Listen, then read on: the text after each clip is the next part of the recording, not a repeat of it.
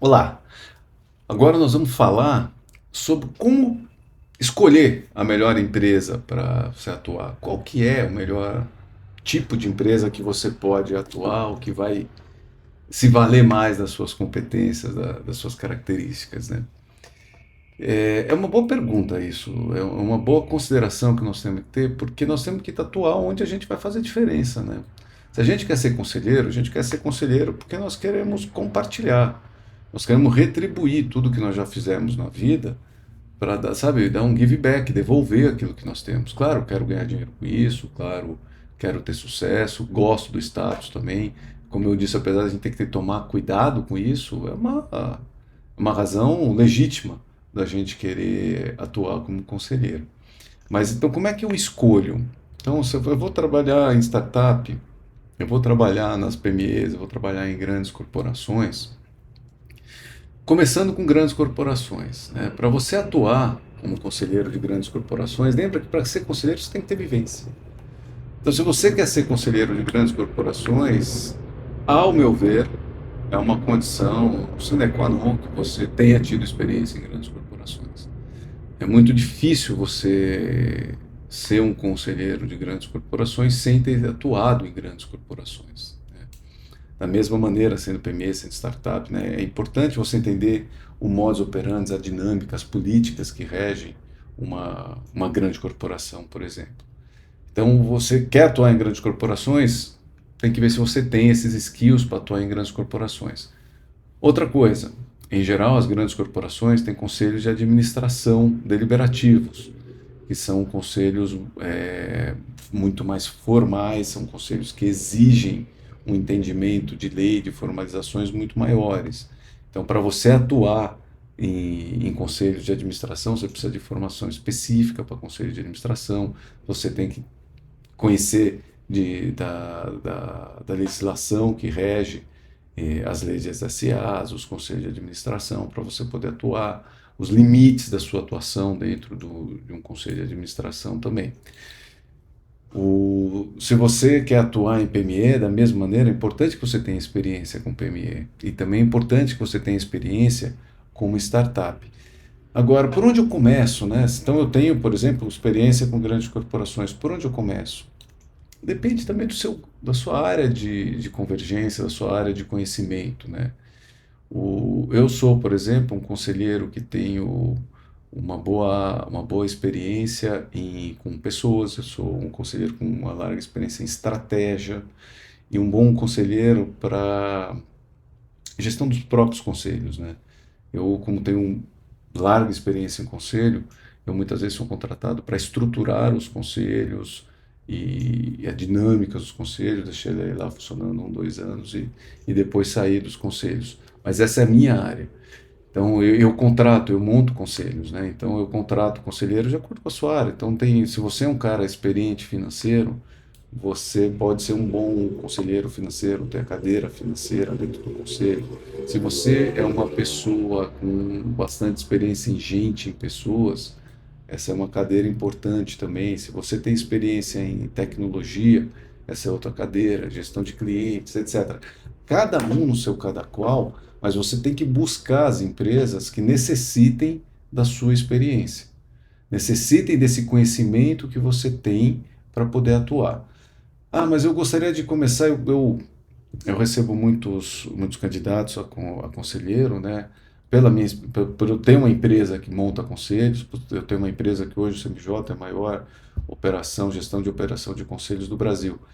E eu tenho também uma escola de formação de conselheiros. Então eu recebo muita gente que fala para mim, olha, e muita gente com experiência de executiva grande.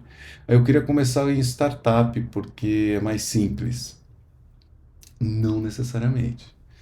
A startup, ela tem menos verba, então você ou não vai receber, ou vai receber pouco, ou vai receber em equity futura, o famoso sweat equity, mas não quer dizer que o trabalho é menor. O que acontece é que muitas vezes um trabalho de conselheiro dentro de uma startup é um trabalho que tangencia muito no tático, né? Há um apoio tático muito grande que conforme as empresas crescem, você se afasta do trabalho tático dentro de um conselho. Então, se você quer começar com um trabalho que vá um pouco mais para o tático, ainda não do estratégico, óbvio, conselho sempre estratégico, mas que eu resvale mais no tático, uma empresa com um grau de complexidade menor, com uma empresa num estágio mais inicial de desenvolvimento, pode ser um bom lugar. Se você já tem experiência em conselhos, por exemplo, você pode estar numa empresa mais complexa, você pode ir para uma PME e começar a trabalhar com ele.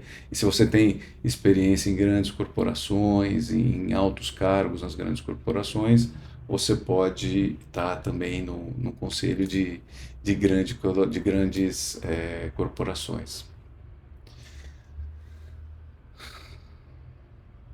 Uma outra pergunta, assim, extremamente válida, importante e corriqueira é: qual a melhor estratégia para conseguir uma carreira no conselho? Existem algumas maneiras, né? A maneira onde mais existe contratação de conselheiros é a indicação. Eu sei porque eu contrato bastante conselheiros e eu, em geral, contrato conselheiros que eu conheça pessoalmente ou que eu tenha visto atuar. E a pessoa que atuar eu conheço pessoalmente. Que eu conheço, que eu visto atuar, ou que alguém que eu conheço como conselheiro, que eu já atuei, ou que eu já vi atuar como conselheiro, me indica, eu dou preferência dentro dos processos de seleção aos quais eu participo, coordeno ou simplesmente participo dos processos de seleção de conselheiros. Então, o networking é uma coisa importante. Por isso que você precisa ter experiência e vivência para ser um bom conselheiro. Não só por isso, mas essa é uma das razões.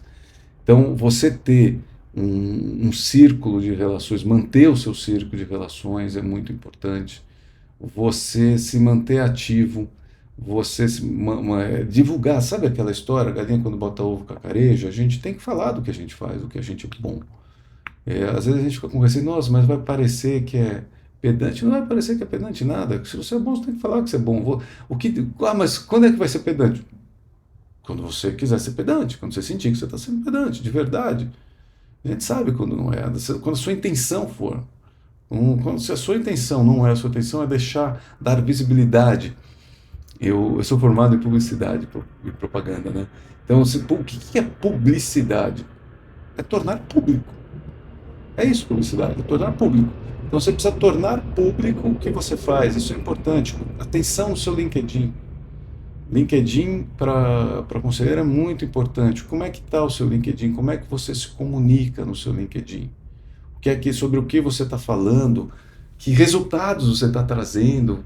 Você é bem conectado, não é bem conectado? Isso é chave, eu sempre olho. Eu olho o LinkedIn, eu olho o Instagram das pessoas também, para poder ver o posicionamento delas. Tem situações que eu não acho que vão ser adequadas para determinada empresa. Então, se a pessoa tem determinados comportamentos, a gente olha. Então, presta atenção no seu LinkedIn também. A participação em eventos e associações, eventos profissionais, associações, porque é networking, você está ali.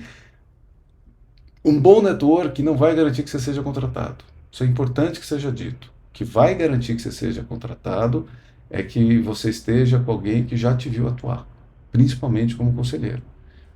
Por que eu estou falando isso? Porque eu sei, até por ter uma escola de conselheiro, que uma pessoa que foi um excelente executivo não necessariamente será um excelente conselheiro. São papéis diferentes. Uma pessoa que foi um excelente ou é um excelente consultor não necessariamente será um excelente conselheiro. São coisas diferentes. Um excelente coach, um excelente mentor, não necessariamente será. Um excelente empresário, não necessariamente será um excelente conselheiro.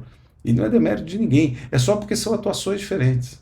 Inclusive, esse é um dos grandes desafios na formação de conselheiros, é explicar isso. Isso é muito difícil de explicar sem a gente viver na prática, né? Por isso que eu faço questão que toda formação de conselheiro tem que ter aula prática, um conselho real, nada de simulação, etc. Aula real, prática, ali está lá acontecendo, vida real, sabe? Dia a dia está lá, aconteceu, e aí, o que você faz? Porque aí você consegue ver a pessoa atuando. Isso faz muita diferença.